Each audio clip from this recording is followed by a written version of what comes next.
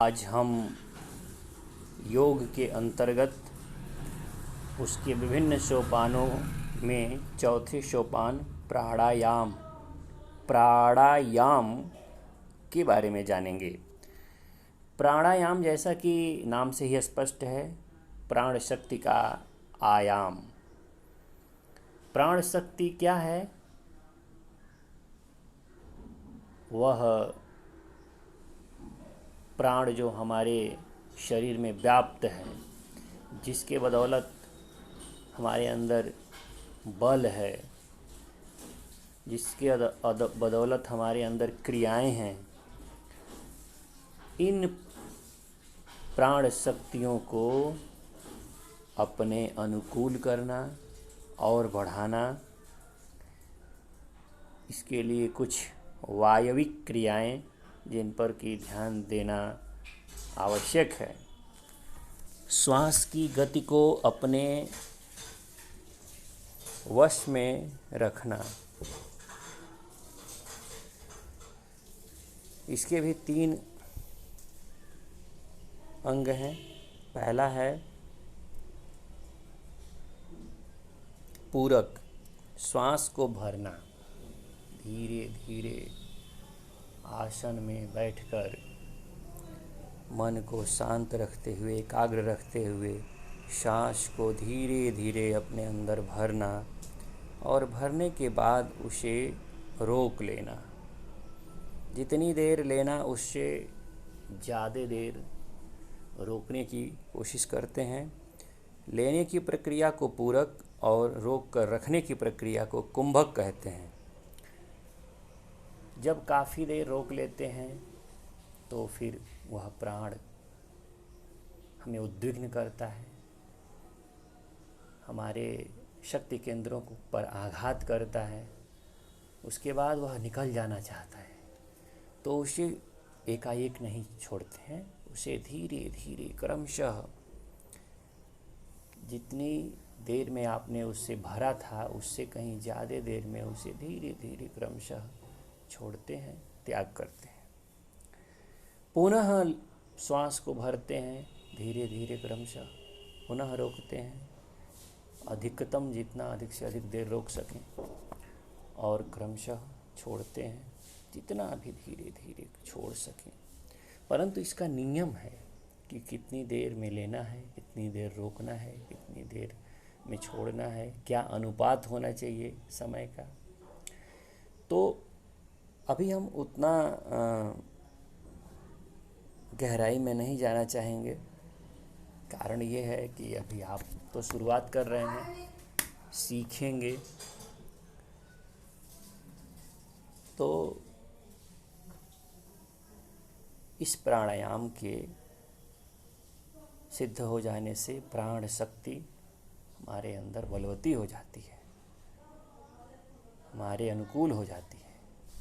जो प्राणायाम करते हैं उन्हें साधारणतः छोटे छोटे जो रोग हैं, स्वभाव से ही हृदय के रोग हों, चाहे रक्तचाप के रोग हों, चाहे मस्तिष्क संबंधी विकार हों, सब कुछ रोग जो है धीरे धीरे शमित हो जाते हैं, समाप्त हो जाते हैं।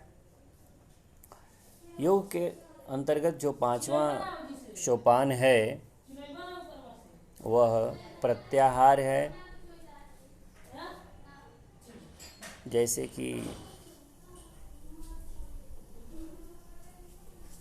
प्रत्याहार जो भी हम आहार लेते हैं, सामान्यतः हम यह समझते हैं कि हम मुख से ही आहार लेते हैं, परंतु ऐसा नहीं है। हमारी जितनी भी ज्ञानेंद्रियां हैं, कान, आँख, जिह्वा, नाक, यहाँ तक कि त्वचा, इन सब ज्ञानेंद्रियों से हम कुछ न कुछ ग्रहण करते हैं। तो इन ज्ञानेंद्रियों को बाहर के विषयों से हटाकर अपने अंदर, अपने मन में, अपने आत्मा की ओर ले आना, ठीक वैसे ही जैसे कछुआ अपने अंगों को अपनी खोल में समेट लेता है और चुपचाप कहीं बैठकर योग करता है। आपको जानकारी होना चाहिए यहाँ कछुआ का ही उदाहरण क्यों दिया गया। कछुआ जो है 350 वर्ष लगभग जीता है, कारण क्या है कि वह अपने इंद्रियों को अपने भीतर समाहित करता है। श्वास की प्रक्रिया को वह बहुत धीमा धीमा करता है। वह श्वास आप जितना ही कम लेंगे और जितना ही उसका आयाम बढ़ाएंगे, प्राणायाम तभी तो कहा जाता है, तो जितना ही आप उसका आयाम बढ़ाएंगे, आप का जो आयु है उतना ही अधिक होगा। आयु के साथ साथ बल भी होगा, शक्ति भी होगी। ऐसे ही अपनी इंद्रियों को अपने भीतर संचित करना है, बाहर नहीं भटकाना है। तो यह होता है प्रत्याहार। अब योग के अंतर्गत जो छठा अंग है वह है धारणा। शरीर के किसी एक स्थान पर अपने मन को केंद्रित कर लेना, इससे कि आपका जो मन है, जो चित्त है, वो एकाग्र हो जाए। आपकी स्मरण शक्ति, आपकी चिंतन शक्ति बढ़ जाती है, क्योंकि इंद्रियों का जो केंद्र है, अधिष्ठान, इंद्रियों को, सभी इंद्रियों को का जो केंद्र है, जो सब से जुड़ा हुआ है और सब पर अपना नियंत्रण रखता है, वह है मन। और ये मन का संबंध, धारणा का संबंध इस मन से है। तो मन में केंद्रित करना, मन को बलवान बनाना, यह धारणा से ही संभव है। अगला जो हमारा योग का अंग है वह है सातवां सोपान, वह है ध्यान। अपने पांचों ज्ञानेंद्रियों को, उनके जो भी विषय हैं, रस, रूप, स्पर्श, गंध इत्यादि, उनसे मन को अलग कर लेना और एक ही विषय, एक ही केंद्र बिंदु पर लगा लेना, यह ध्यान है। परंतु यह जो केंद्र बिंदु है, इसकी जानकारी होनी चाहिए कि यह केंद्र बिंदु क्या है, कहाँ है। ध्यान करो, ध्यान करो, मगर किसका ध्यान करो, कहाँ ध्यान करो, किस तत्व का ध्यान करें, इस विषय की जानकारी आपके योग गुरु ही देते हैं। और यह प्रैक्टिकल अभ्यास की चीज़ है। तो यह है ध्यान।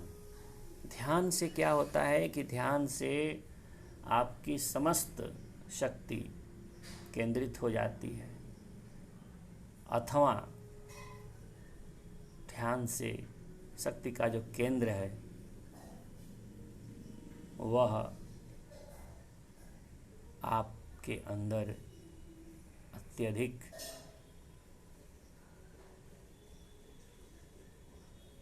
सक्रिय हो जाता है और आप ज्ञान बल, क्रिया बल, भाव बल, तीनों शक्तियों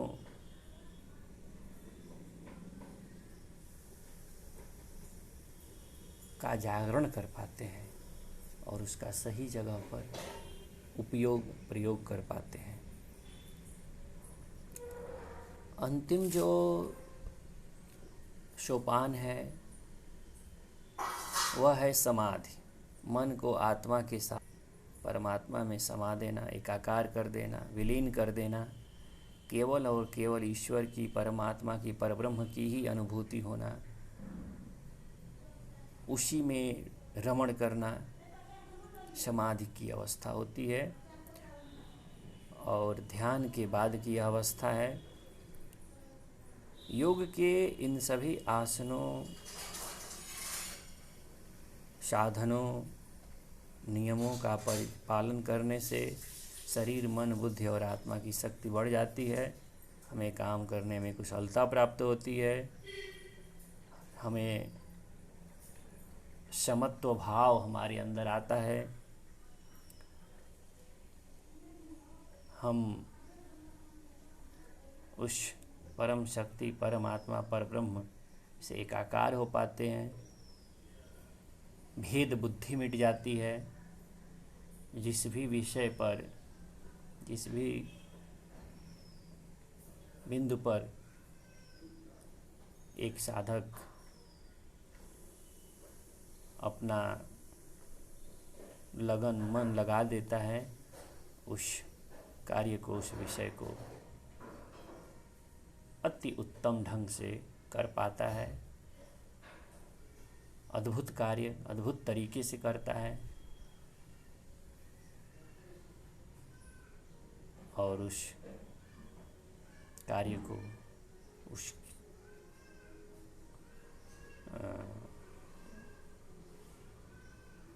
विषय की सिद्धि को प्राप्त करता है।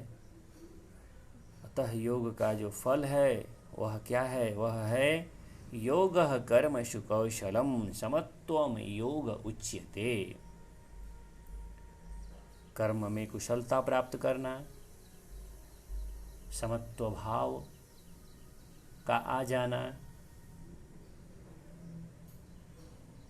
भेद बुद्धि समाप्त हो जाना, यह योग का फल होता है। प्रत्येक विद्यार्थी को अपने समय में से कुछ समय निकाल करके ध्यान, मेडिटेशन करना चाहिए। साथ साथ इन सभी नियमों का भी अपने जीवन में धीरे धीरे क्रमशः पालन करना चाहिए। हड़बड़ी नहीं करनी चाहिए।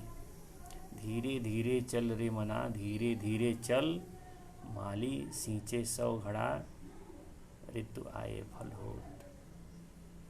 इसलिए व्याकुल न हो, हड़बड़ी न करे, क्रमशः योग के इन नियमों का अपने जीवन में पालन करे तो अवश्य ही वह अपने भीतर अपरिमित शक्तियों का जागरण कर सकता है और उन्हें संभाल भी सकता है और उनसे सेवा भी कर सकता है। समाज की जो भी उसे कर्तव्य मिलेंगे वह उनको बखूबी कर सकता है। सुंदरतम ढंग से करेगा, श्रेष्ठतम ढंग से करेगा।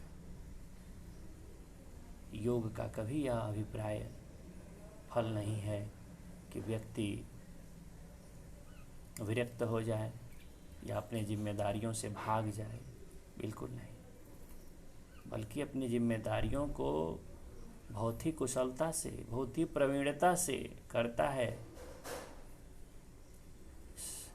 समभाव, समत्व भाव रखते हुए करता है।